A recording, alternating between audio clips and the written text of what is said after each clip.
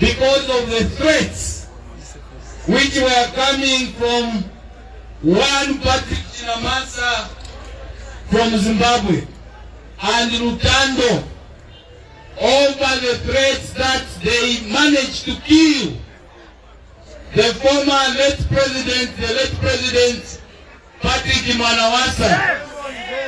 I was thinking it was a lie, so I went to the social media to try and check if these people truly said they killed President Manawasa and now they are going for President Hakainde Hichilema. And for sure, I found that on the social media. Now, for those of you that have been following the relationship between Zambia and Zimbabwe, they actually undertook protests against me and a senior government official of ZANU-PF on the pretext that we killed a former president of Zambia and intend to kill a sitting president in Zambia. That is absolutely ludicrous.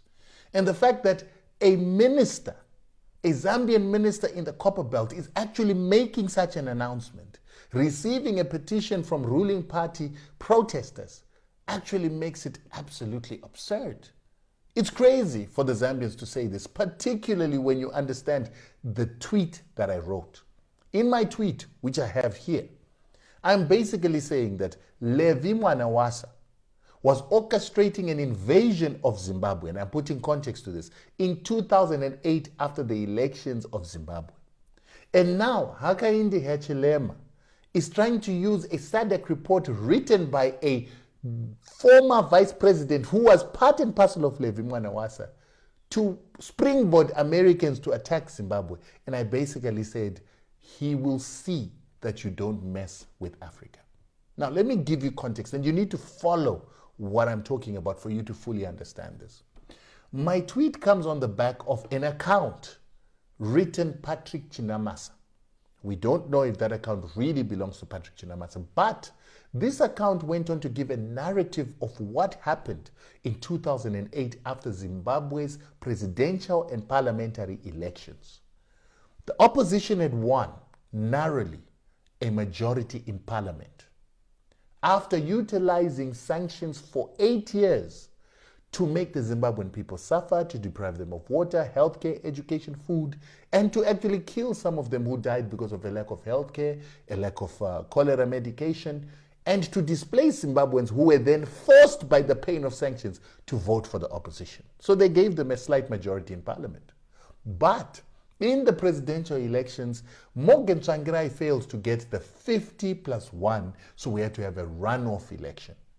While all this was happening, the CIA and the MI6 in the background were busy asking the opposition of Zimbabwe to attack government of Zimbabwe, or at least let's call them the ZANU-PF members, so that there would be violence in Zimbabwe. We have got incidents where daughters of soldiers in Zimbabwe were raped by leaders of the opposition, not only in this election, but even the previous election. To the extent that ZANU-PF began to feel like they were being bullied and began to retaliate. A lot of ZANU-PF members had also realized that we are being made to suffer by this opposition that has called for weapons of economic warfare to deprive us of food, education, healthcare, and to kill us and to separate our families. So they began to fight. It became a fight of supporters. But it created an environment of violence during these elections. And it is because of that when we were supposed to have the runoff election between Morgan Tsvangirai and Robert Mugabe, Morgan Tsvangirai pulled out and said, there's too much violence, I can't participate. All a part of the plan of the CIA and other agencies of the West to remove ZANU-PF. When that happened, Robert Mugabe won.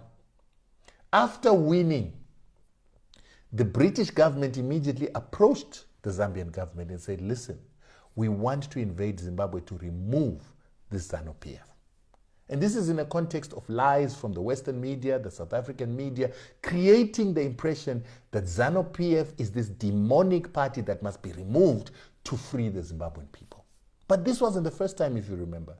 Thabo Mbeki said that in 2002, after Robert Mugabe won the presidential elections, under the same sanctions that were instituted in 2000 and in 1999 actually, to remove him from power. ZANU-PF in 2000 had won parliamentary elections and had a majority in parliament, and then he went on to win the presidential elections, disappointing the West, whose sanctions failed to remove them. So they approached Thabo Mbeki and said, can we invade Zimbabwe? Thabo Mbeki said no.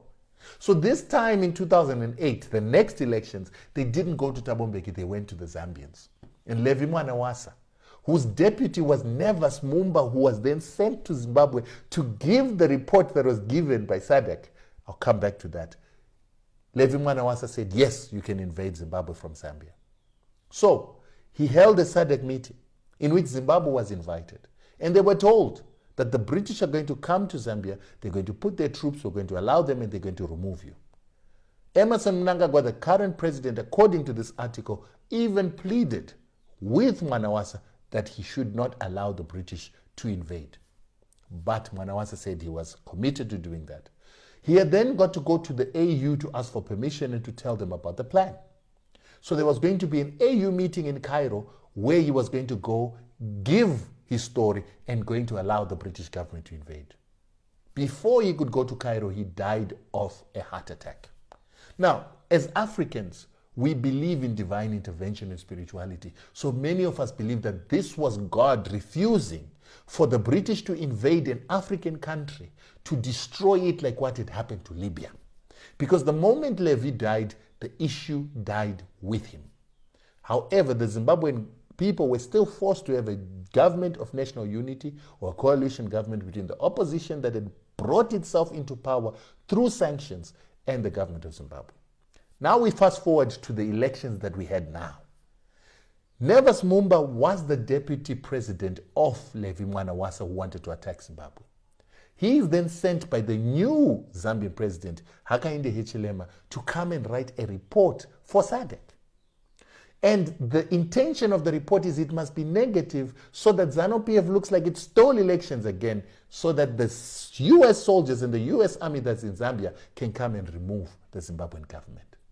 But the problem is here. Nevas Mumba was a member of the government of Levi Mwanawasa that wanted to remove the current ZANU-PF government. He should have disclosed that as a conflict of interest. He did not. His president, Hakainde Hichilema, is financing the opposition in Zimbabwe. It should have been disclosed according to the rules of the SADC Observer Mission Code. He did not. Nevas Mumba has a criminal record. It was supposed to be disclosed, then he wouldn't have been a member of the SADC Observer Mission, but he did not disclose that. And finally, there's the issue of sanctions and the issue of bias. All these are factors. So why are the Zambian government angry at me? They're not angry at me about my statement that I showed you on Twitter. They're angry because last week when I did a critique of the report, I brought it out that the Zambian government has a US base on its soil that is to be used to attack Southern African countries and obviously to attack Zimbabwe. The intention of that base is to ensure that right now there is a disputed election. They want the opposition of Zimbabwe to go on the streets to protest wildly and violently. And once the police are deployed to stop these protests, they'll say that the Zimbabwean government is killing the Zimbabwean people, and therefore the Americans must intervene to assist the Zimbabwean people and free them from this demon called ZANU-PF, as portrayed in the South African media, as portrayed in the Western media. The Zambians are angry that I brought these facts out, because Nevas Mumba then came and said, no, we don't have a base, we've got an AFRICOM office, but everybody that's been flying into Zambia has seen all the aircraft and weapons of the US government that are at the Zambian airport.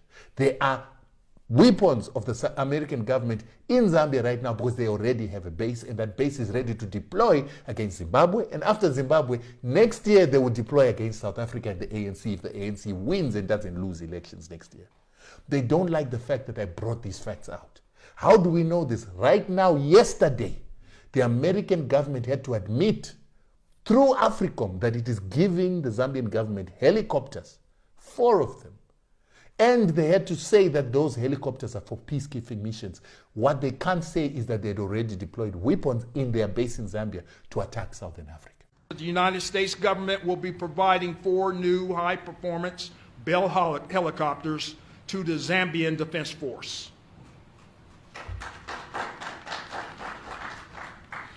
These helicopters will enable Zambia to continue to support UN peacekeeping.